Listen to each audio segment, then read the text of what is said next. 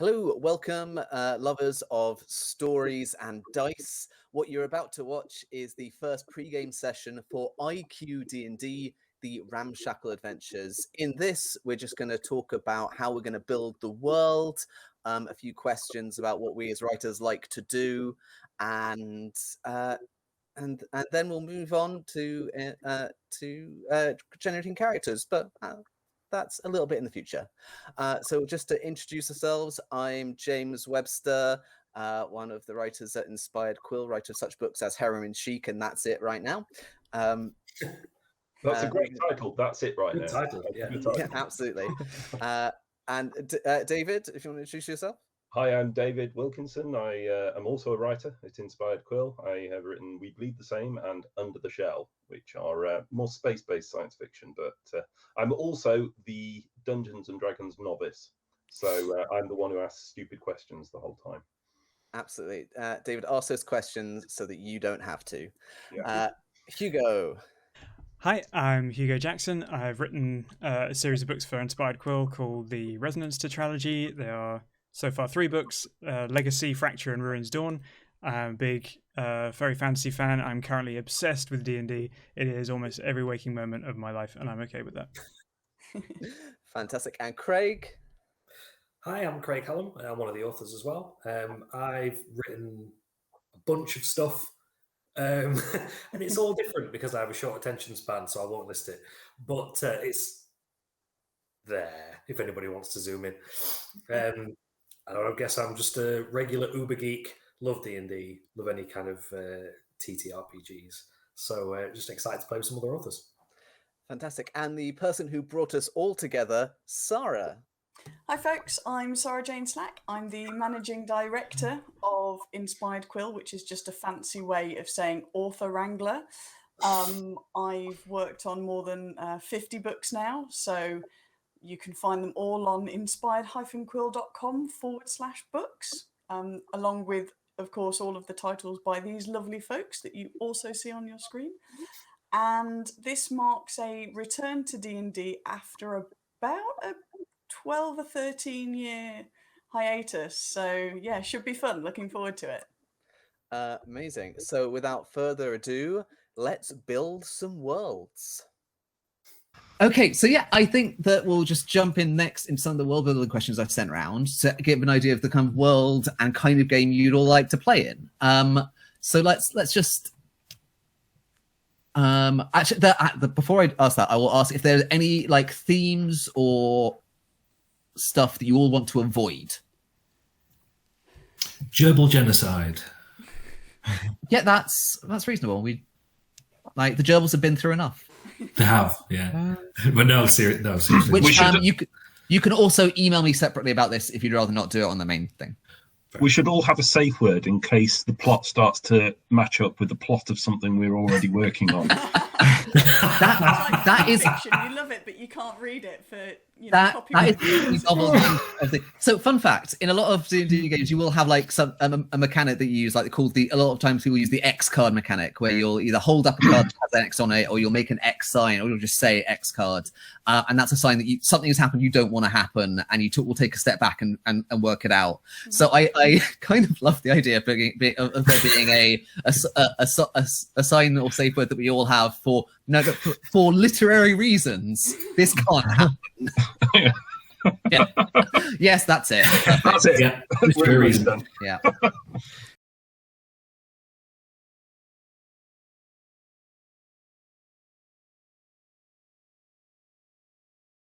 So I think because if you actually lived in a world with magic, that would be petrifying.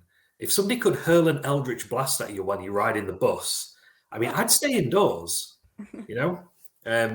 So I think it should always kind of either come with such a cost, like Hugo was just saying, that you kind of avoid using it all the time, or there's kind of like a societal blinkers where people kind of don't want to know that it's there.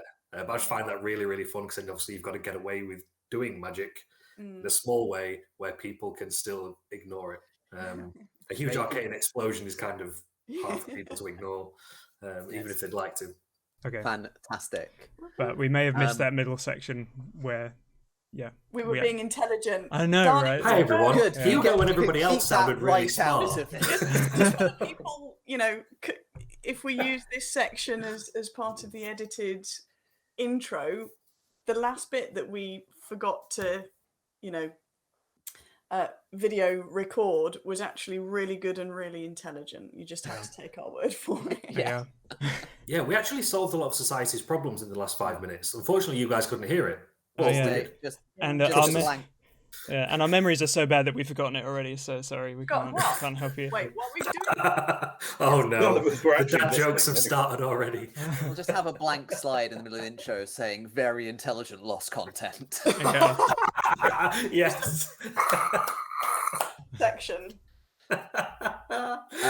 Okay, great. Sorry, go on.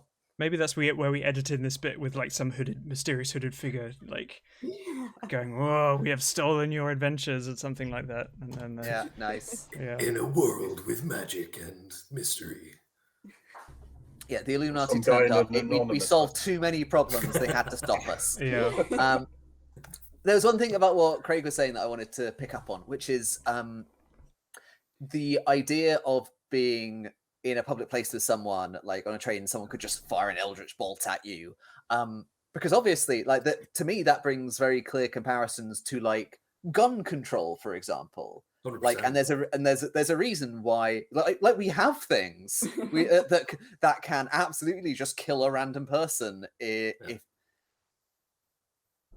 So the way societies control that as well, I think, is a really interesting question for magic. And again, technology, because obviously, most of the best settings that you see for a lot of RPGs tend to cover that in some way. There is always some overarching institution that is making sure that other people don't cast Finger of Death on the street. That's probably a good idea, really.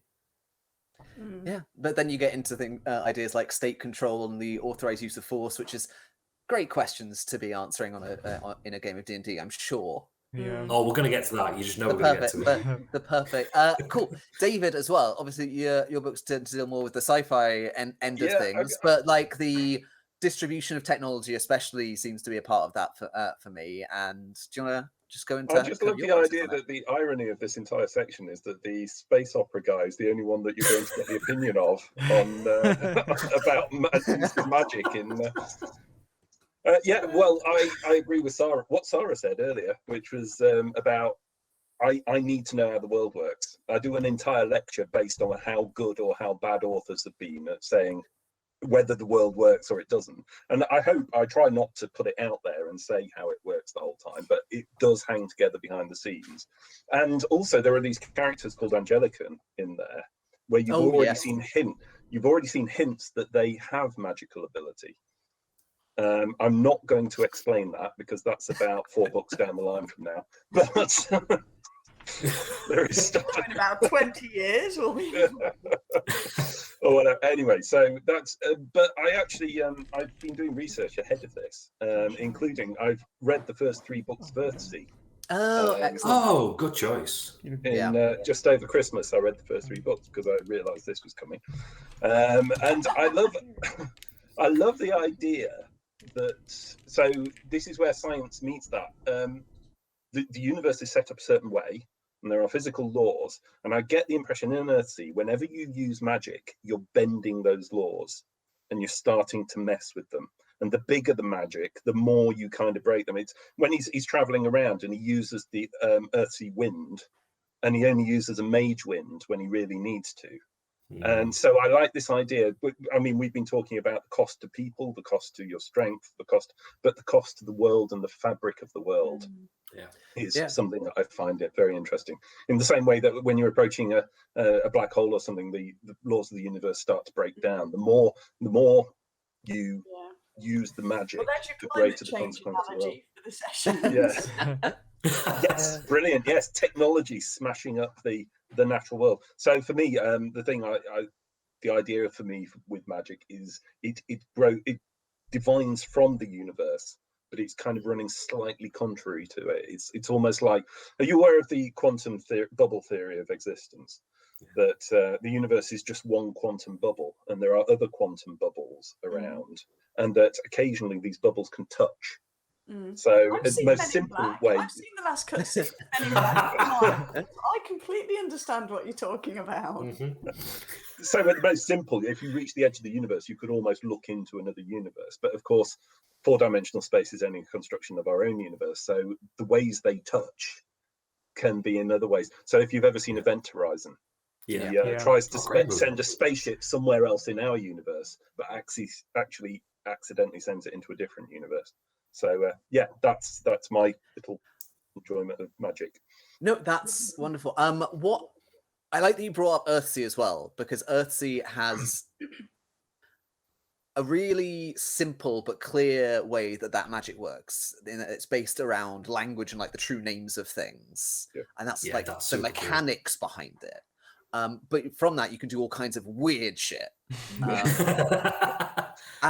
But also the cost of magic, both in terms of using it for mundane things, but also for, I guess, attempting things spuriously or that are beyond your control, is illustrated really clearly. Yeah, exactly. Yeah. Am I allowed to have logos on my T-shirt? I'm fairly sure you're allowed.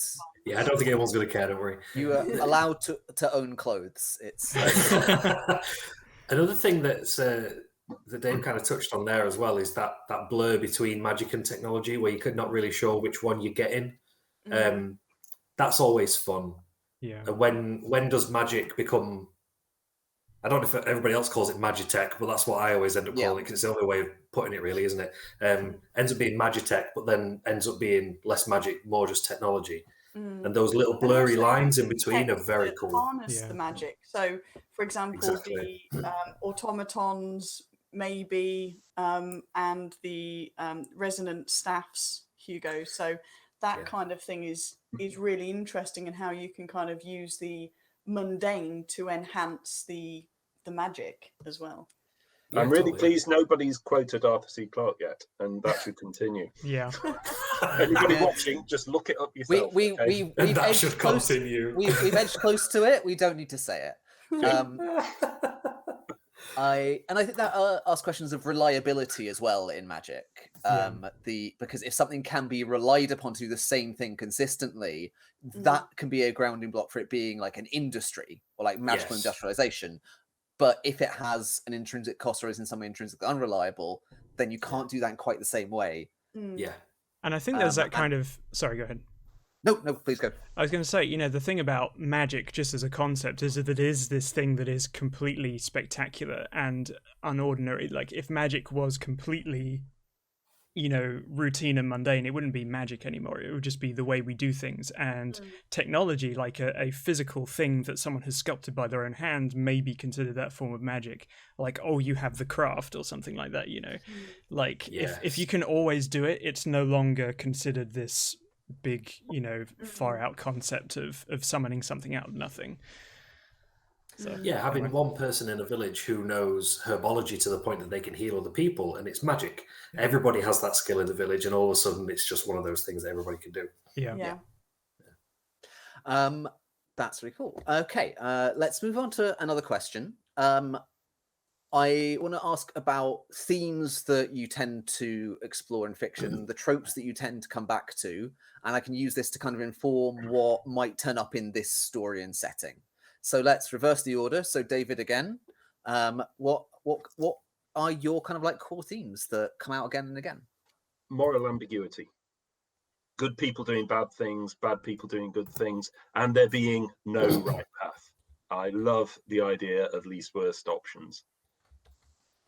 So my favourite period, not favourite, the period of history that fascinates me is the Eastern Front and the Second World War, where two absolutely horrific systems are clashing, and the people on the front line are just doing their best, in that kind of situation. And that's certainly the thing that so the Pelakin character I have is a very deeply flawed person. In the first book, Danny is he's adrift in a sea of events. And people don't always react well, and people don't always do the things you hope they would do. So I put some really morally hard decisions in there, that would be absolutely fantastic, where we're damned if we do, damned if we don't, and damned if we pack up and go home as well. Yeah, I like that a lot. I think that puts a good stress on characters to make decisions. It gives them the opportunity to make, as you say, bad decisions or complex decisions. One of the things I really like about that, where there's no necessarily right decision as well, it forces a character to decide what they value. Like, none of these results are ideal. What is the one thing that then I will make this decision for me? What matters most? And that's the basis of my morality in this situation. I dig that a lot. So Yeah. Good, thank you. Excellent. Correct answer. Obviously, there are no correct answers in No. storytelling. Just discuss. But also well done, and everyone else is bad and wrong. Great. Similar thing, really. I think it's any kind of story you're writing or any book that you're writing, if no matter how high the fantasy or how complex the sci-fi or whatever, unless your character is a real character making just the best decisions they possibly can given what they've been given, then it's boring. And I know I always try with Alan, who's a relatively sensible, not a completely dumb person, maybe not academic, but he's not dumb by a long chalk. He's a relatively sensible person. Unfortunately, he's normally driven by emotion. So a sensible person plus emotion normally makes for a really bad decision. And that just kind of forces him through an awful lot of stuff and makes him make some really cool decisions, which, stops him just going home and having a cup of tea instead of chasing whoever he needs to chase or fighting whoever he needs to fight. So yeah, I think that similar to what David was saying, that moral ambiguity should always be a drive. And I think being aware of your character and how the things that are happening around them are affecting them. So like when we're RPing, some characters may be extremely affected by a village being burned down. Some of them may be like, ooh, pretty flames.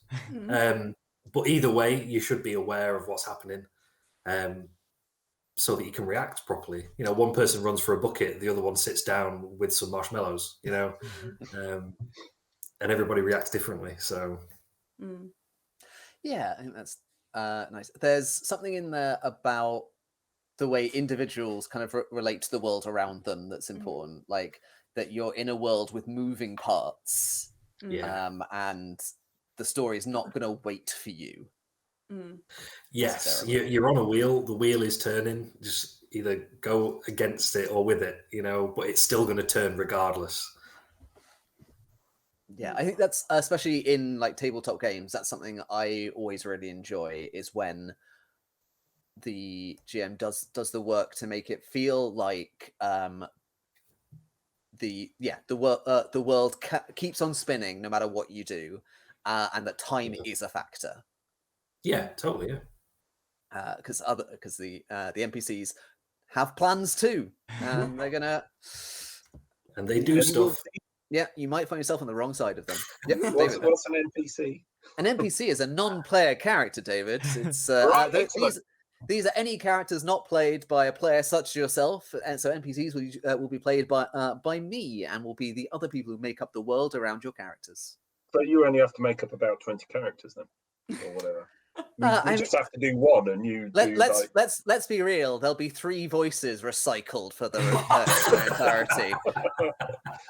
A squeaky one, a deep one, and one with a weird, unidentifiable accent. Yeah, it might be a bit Mockney, or it might be a bit Northern. Who knows? It'll wander. Cool. Hugo, any thoughts on the themes that you tend to come back to and that make up your stories and those tropes? I mean, for me, there's almost every story I have written is written with a kind of an optimistic bent. Like I like to know that there is something that is always worth persevering for, that's fighting for. And I think that's it doesn't necessarily mean that everything goes right for a hero, or that you are all powerful, or that you can, do, that you don't have any kind of hindrances, but actually that the characters will not necessarily succeed, but they'll keep going in pursuit of that hope, in pursuit of that future. And especially in magic and fantasy, you have the ability to create adventures that you may never see in your lifetime, but that have that kind of emotional and spiritual resonance with you to what I would want to achieve, like what kind of person I would want to be. And I feel like I kind of project that a little bit in, I would want to have these adventures and I would want to see the world succeed in such a way. So for me, it's always the adventures that the characters have are always in this overcoming of adversity and overcoming of strife and stuff like that. Or even if it is more of a bittersweet thing, that there is at least survival, that there is something that... Because to me, that's more of the nature of fantasy, is that there is this magic here that is in us. And I think that is a driving force behind my writing, is that I want to kind of personify that and show that there is something in these worlds that people will always kind of keep fighting for.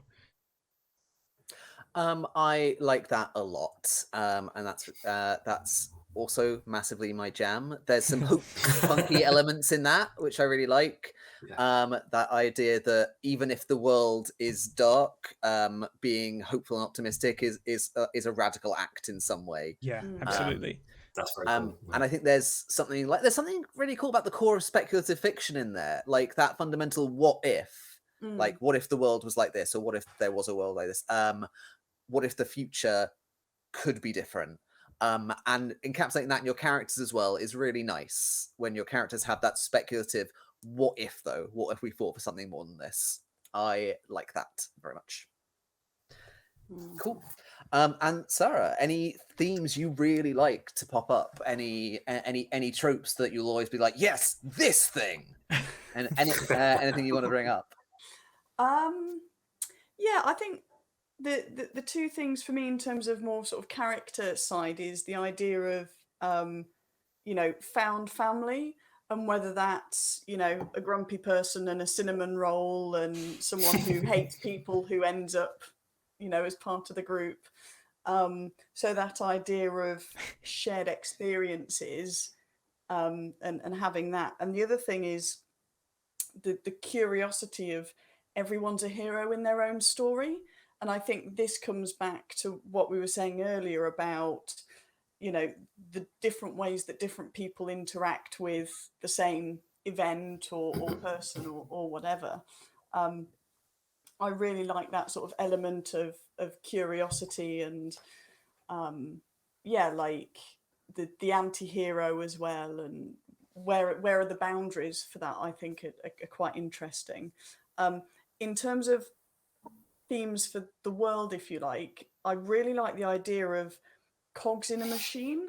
So, for example, in We Bleed the Same, with Danny being, you mentioned earlier, David, about just being sort of washed along with what was happening, but one cog can change almost like a butterfly effect, which I quite like. For me, it doesn't have to be, I'm going to take the big sword and go and save the world and marry the princess. And I've been rereading some older fantasy recently, and now that I'm a bit older, it's like, oh, this could have been so good.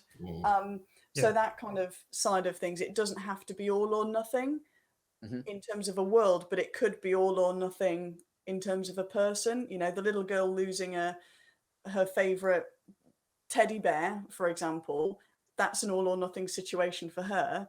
And, the king being bumped off by his brother is a political all or nothing situation. So I like the balance as well. Yeah, brilliant. Especially something you mentioned in your first point about characters and people being a hero in their own way, gets to the heart of one of the things I love most about tabletop games, which is, in at least one game that I've played, one of the core tenets is play to find out what happens next. That's nice. And that idea of finding out in the moment how your character is going to react to a certain situation and what that says about them, and what that says about the team and the world, I think is one of the best things about this kind of interactive story. And yeah, I like what you're saying about the ripple effect of things as well. Like, just like from a plotting perspective, that's very pleasing. Yeah, like if you came back and said, "Oh, do you remember that, person you, I don't know, gave a blanket to 3 episodes ago?" Well, yeah. And I think Stop giving James ideas. He's a DM. He's going to throw that against us at some point. That's what they do. You might go in your favour. Who knows? I'm fickle and mercurial like that. Perfect.